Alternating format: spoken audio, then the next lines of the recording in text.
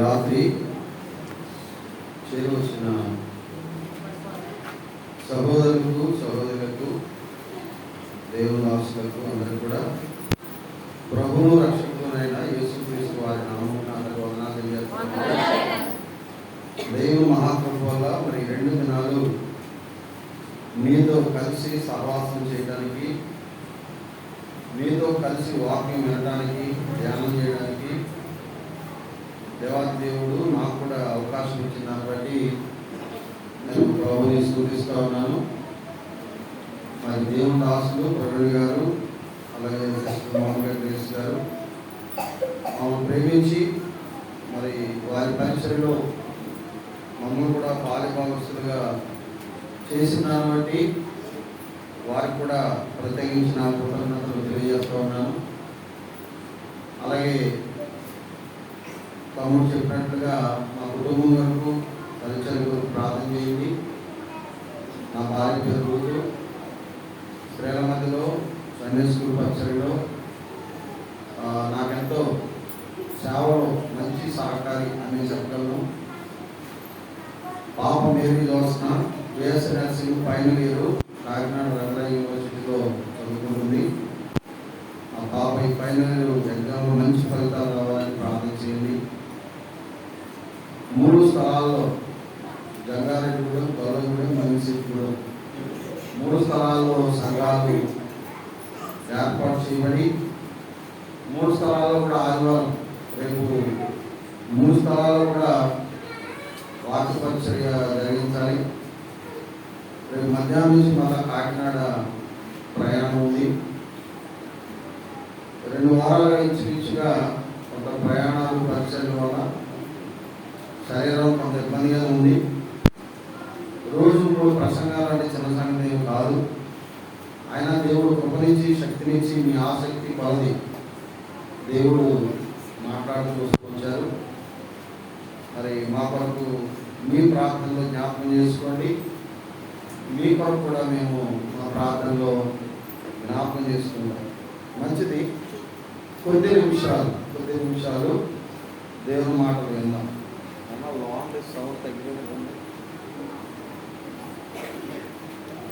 రోమీయులకు రాసిన పత్రిక 12వ అధ్యాయము మొదటి 2 వచనాలు మన ధ్యానం కొరకై చదువుకుందాం. కాబట్టి సహోదరులారా, పరిశుద్ధమును దేవునికి అనుకూలమైన సజీవ యాగముగా మీ శరీరములను ఆయనకు సమర్పించుకుని దేవుని వాత్సల్యము బట్టి మిమ్మల్ని బతిమాలుకొనుచున్నాను. ఇంటి సేవ మీకు యుక్తమైనది. మీరు ఈ లోక మర్యాదను అనుసరింపక ఉత్తమమును అనుకూలమును సంపూర్ణమునైన దేవుని చిత్తమేదో పరీక్షించి తెలుసుకున్నట్లు మీ మనసు మారి నూతనమౌట వలన రూపాంతరము పొందుడి. చదవబడిన దేవుని వాక్యము దేవాది దేవుడు మనందరి క్షేమార్థమై దీవించి ఆశీర్వదించును గాక. ఆమేన్. ప్రభునందు ప్రియులారా, ఈ రోమా పత్రికలో 12వ అధ్యాయంలో మొదటి 2 వచనాలు మనము నేటి దినము నుండి ఇది 5వ వర్తమానం. ఈ 2 వచనాలు సంపూర్తి కాలేదు, కానీ ఈ 2 వచనాల్లో మనకు ఏది అవసరమో దేవుడు ఎరిగి ఉన్నాడు కాబట్టి ఆ సంగతులు మనకు బోధిస్తూ ఉన్నాడు. ఈ రాత్రి కూడా మనం కొన్ని నిమిషాలు దేవుని వాక్యాన్ని మనం ఆలోచన చేస్తూ ఉండగా 2వ వచనంలో ఏమన్నాడంటే, మీరు ఈ లోక మర్యాదను అనుసరింపొద్దు అని. 1వ వచనం ఆఖరిలో ఏమన్నాడంటే, మిమ్మల్ని బతిమాలుకొనుచున్నాను. అంటే నిన్న ఉదయం మధ్యాహ్నం నుండి మనం ధ్యానిస్తున్న ప్రతి అంశంలో పౌలు ఏమంటాడంటే, నేను బ్రతిమలాడుకొనుచున్నాను అంటాడు. ఏమంటాడంటే, బ్రతిమలాడుకుంటున్నాడు. కమాండింగ్ చేయట్లేదు, డిమాండ్ చేయట్లేదు, రిక్వెస్ట్ చేస్తున్నాడు. నేను మిమ్మల్ని బతిమలాడుచున్నాను అని మాట చెప్పాడు. నిజమే, దేవుని పిల్లల కొరకు దేవుని సన్నిధిలో దైవజనుడైన పౌలు ఏం చేస్తా ఉన్నాడు? బ్రతిమలాడుతూ ఉన్నాడు.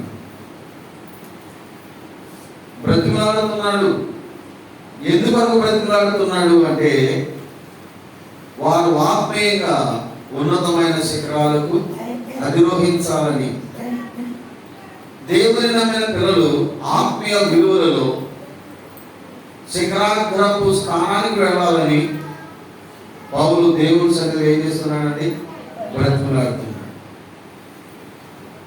పౌలు దేవుని పిల్లల పట్ల దైవజనుడు కలిగి ఉన్న ఆసక్తి, ప్రార్థన ఏమైందో మనం అర్థం చేసుకోవాలంటే కొలస్సీలకు రాసిన పత్రికలో 1వ అధ్యాయము 9వ వచనం నుండి 12వ వచనం వరకు ఉన్న భాగం అంతా ఒక వచనంగా రాయబడింది. ఇందులో చాలా సంగతులు ఉన్నాయి. 12వ వచనం ఆఖరి ఏమంటారంటే దేవుని బతిమాలుచున్నాను, దేవుని బతిమాలుచున్నాను. ఎవరి కొరకు బతిమలాడుతున్నాడు? పైన అన్నాడు కదా, ఈ సంగతులు వినిన నాటి నుండి మేమును మీ నిమిత్తము ప్రార్థన చేయుట మానకన్నాడు. చూడండి, ఎవరి నిమిత్తము? కొలస్సీలో ఉన్న సంఘం లేక పరిశుద్ధులు, దేవుని నమ్మిన పిల్లలు అనుకుందాం. దేవుని నమ్మిన పిల్లలు ఆత్మీయ క్షేమం వరకు నిరంతరం దైవజనుడైన పౌలు ఏం చేస్తున్నాడంటే ప్రార్థన చేయడం మాత్రమే కాదు, దేవుని పాదాలు పట్టుకుని బ్రతిమలాడుకొనిచున్నాడు. ఎంత ఉత్తమమైన లక్షణం ఇది! దేవుని సన్నిధిలో మనకు కూడా ప్రభు పాదాల దగ్గర నుండి ఏం చేయాలి చెప్పండి? బ్రతిమలాడే అనుభవం, కన్నీటి ప్రార్థన అనుభవం, రోధించే అనుభవం, పట్టుదలతో కూడిన ప్రార్థన జీవితం, ఇవన్నీ ఇందులో ఉన్నాయి. దైవజనుడు మాత్రమే కాదు, విశ్వాసులు కూడా ప్రభు పాదాలు పట్టుకొని ఏం చేయాలి చెప్పండి? బ్రతిమలాడాలి. యాకోబు రేవు దగ్గర ఆ రాత్రంతా ఏం చేశాడు? ఆయన పాదాలు పట్టుకుని బ్రతిమలాడాడు. ఆయన పాదాలు పట్టుకుని పెనుగులాడాడు. ఏం కావాలి యాకోబుకి? ఆశీర్వాదం కావాలి. ఏం కావాలి యాకోబుకి? ఆశీర్వాదం కావాలి. ఆశీర్వాదం అంటే మనం అనుకున్నది కాదు, ఆస్తి ఐశ్వర్యాలు కాదు. వాస్తవానికి యాకోబుకు అప్పటికి దేవుడు ఏమి ఇచ్చాడండి? విస్తారమైన ఆస్తిని ఇచ్చాడు.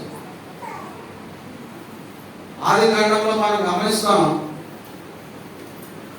యాకోబు బేతేలు అనే స్థానానికి వచ్చినప్పుడు, నేను వెళ్ళిన స్థలంలో నువ్వు నన్ను ఆశీర్వదించి నాకు వస్త్రం ఇచ్చి ఆహారం ఇచ్చి ప్రయాణాల్లో క్షేమం ఇచ్చి నన్ను క్షేమకరంగా తీసుకొస్తే నువ్వు నాకు దేవుడు అయి ఉంటావు, నువ్వు నాకు దేవుడు అయి ఉంటావు అని యాకోబు ఏం చేసి చెప్పండి? దేవుడి సన్నిధిలో అడిగాడు. మరి 20 సంవత్సరాలు అయిన తర్వాత రిటర్న్ వస్తున్నాడు. దేవుడు అన్నట్టుగానే యాకోబుని ఏం చేశాడు చెప్పండి? బహుగా ఆశీర్వదించాడు. పశుమందలు, గొడ్లు, గోదాములు, ఏమండి, భార్యలు బిడ్డలు, ఎంతో మంది దాసీలు. యాకోబు అన్నాడు, కేవలం చేతి కర్రతో నేను వెళ్ళాను, కానీ 2 మందలుగా దేవుడు నన్ను ఆశీర్వదించాడు. నిజమే. అదంతా ఆ ఎక్కువ రేవు దాటించేసి వాళ్ళందరినీ కూడా ఒంటరిగా మిగిలిపోయి ఇప్పుడు ఏమని అడుగుతున్నాడు? నన్ను ఆశీర్వదించు అంటే. అప్పటిదాకా యాకోబు ఏమనుకున్నాడు? ఆశీర్వాదం అదే అనుకున్నాడు. భౌతికమైన విషయాలే ఆశీర్వాదం అనుకున్నాడు. కానీ ఇది కాదు నాయన, శాశ్వతమైన ఆశీర్వాదం అని ఆత్మ సంబంధమైన ఆశీర్వాదం కొరకు ప్రభు పాదాలు పట్టుకుని ఏం చేశాడు చెప్పండి? పెనుగులాడు. రాత్రంతా పెనుగులాడు. ప్రభువు వారు యాకోబుని ఏం చేశారు చెప్పండి? ఆశీర్వదించారు. కనుక ప్రభు పాదాల దగ్గర మనం బ్రతిలాడుతూ ఉన్నప్పుడు, మనం పెరుగులాడుతూ ఉన్నప్పుడు తప్పనిసరిగా మన జీవితాల్లో కూడా ఏం చేస్తాడు? సహాయము చేస్తాడు. ఇదే సందర్భం ఇంకో సందర్భంలో కూడా ఉంది. అబ్రహాము, లోతు వారి కుటుంబము సొదొమ గొమొర్రాలో ఉన్నప్పుడు దేవుని సన్నిధిలో కూర్చుని ఏం చేస్తూ వచ్చాడు? ప్రార్థనే అని కాదు, బ్రతిమలాడుతూ వచ్చాడు. అయ్యా 50 మంది ఉంటే, 40 మంది ఉంటే, 30 మంది ఉంటే, 10 మంది ఉంటే అంటే బ్రతిమలాడటం అన్నమాట. ప్రభువా చూడునైనా, కొంచెం ఏమైనా చూడునైనా, ఎంతగా తగ్గించుకుని దుమ్ము ధూళి లాంటి వాడినైనా నేను మాట్లాడటకు తెగిస్తున్నాను అన్నాడు. అబ్రహాము లాంటి వాడు ఏమన్నాడండి? నేను దుమ్ము లాంటి వాడినైనా తెగించి మాట్లాడుతున్నాను అని భయముతో బ్రతిమలాడి. ప్రతి విశ్వాస జీవితంలో ఈ ప్రార్థన జీవితము వారికి ఏమిస్తుందంటే ఉన్నతమైన ఆత్మ సంబంధమైన ఆశీర్వాదానికి వారసులుగా చేస్తుంది. పౌలు కూడా బ్రతిమలాడుతున్నాడు. ఏ విషయం కొరకు అంటే కొలస్సీలో ఉన్న విశ్వాసుల ఆత్మీయ అభివృద్ధి కొరకు. మీరు లెక్క పెట్టుకోండి ఎన్ని విషయాల్లో. మొదటి అధ్యాయము 9, 10, 11, 12 కలిసి ఉన్నాయి కదా.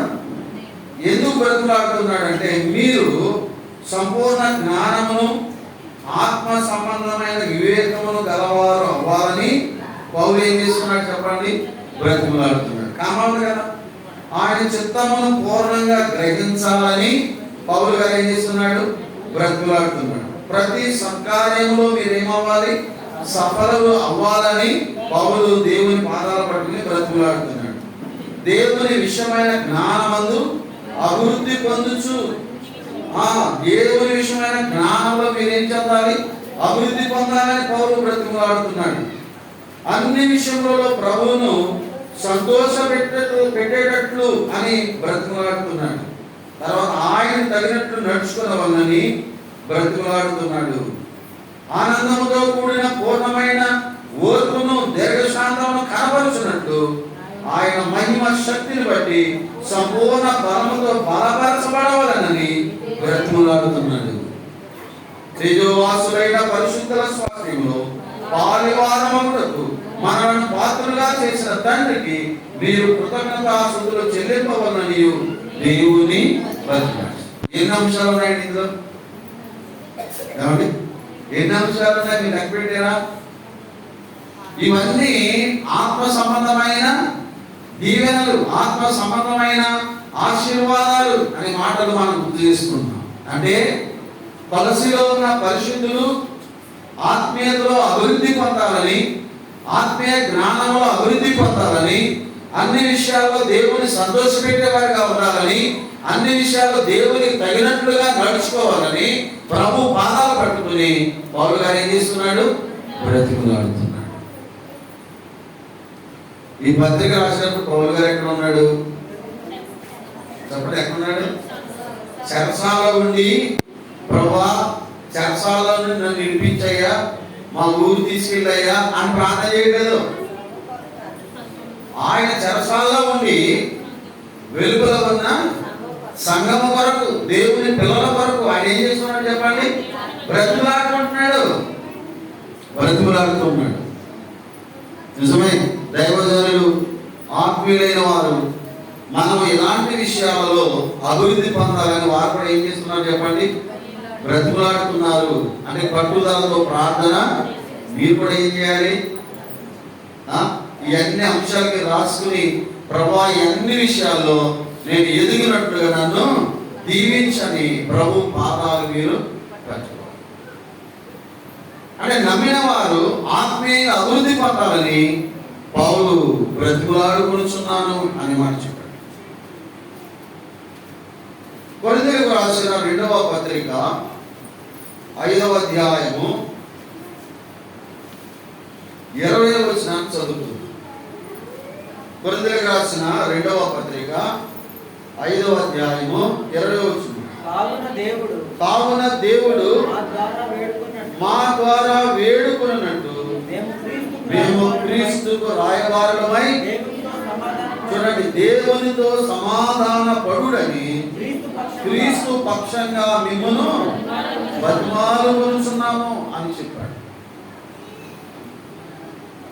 ఒక సందర్భంలో విశ్వాసుల యొక్క అభివృద్ధి కొరకు, విశ్వాసుల యొక్క ఎదుగుదల కొరకు బ్రతిమలాడుతున్న పౌలు ఇక్కడ ఏమని బ్రతిమలాడుతున్నాడంటే, మేము క్రీస్తుకు రాయబారులమై దేవునితో సమాధాన పడుడని క్రీస్తు పక్షంగా మిమ్మును బతిమాలుకొనుచున్నాము అన్నాడు. అంటే దేవునితో సమాధానం లేని వారు అంటే ఎవరు?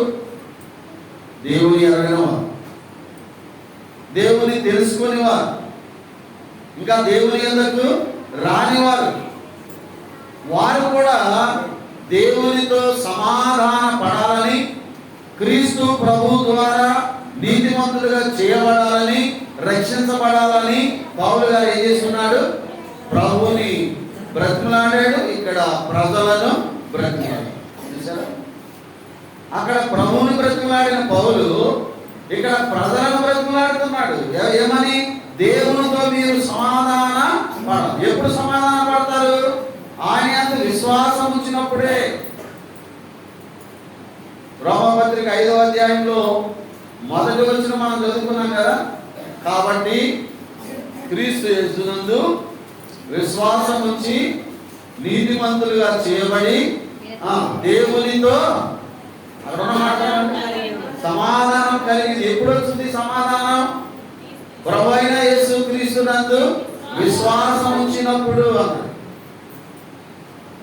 అంటే మానవుడు దేవునికి దూరం అయినప్పుడు, మానవుడు దేవునితో ఉన్న సంబంధాన్ని కోల్పోయినప్పుడు, మానవుడు దేవునితో ఎలా ఉన్నాడు చెప్పండి? విరోధంగా ఉన్నాడు. రోమపత్రికలో 5వ అధ్యాయంలో పౌలు గారి ఆ మాట రాస్తూ ఉన్నాడు కదా. ఏమన్నాడు? 10వ వచనంలో చూడండి, మనము శత్రువులుగా ఉన్నాం. ఎవరికి? ప్రభువుకి. ఎప్పుడు? ప్రభుని ఎరగక ముందు, ప్రభుని నమ్ముకోక ముందు మనము శత్రువులుగా ఉన్నాము. ఆలోచన చేయండి. దేవునికి వేరుగా ఉన్నాం, దేవునికి దూరంగా ఉన్నాం, దేవుని పట్ల విరోధ భావాన్ని కలిగిన వారిగా ఉన్నాం. వేరుగా ఉండటమే ఏంటి చెప్పండి? దేవునికి వేరుగా ఉండటమే ఏంటి? దేవునికి వేరుగా ఉండటమే మరణం. ఏంటి చెప్పండి? దేవునికి వేరుగా ఉండటమే మరణం. ఆదామాలతో దేవుడు ఏమన్నాడంటే, ఆ పండు తినదినమున నిశ్చయంగా మీరు చచ్చెదరు అన్నాడు. మరి పండు తినండి చచ్చిపోయారు? చచ్చిపోయారా? చనిపోలేదు. మరి ఏమయ్యారు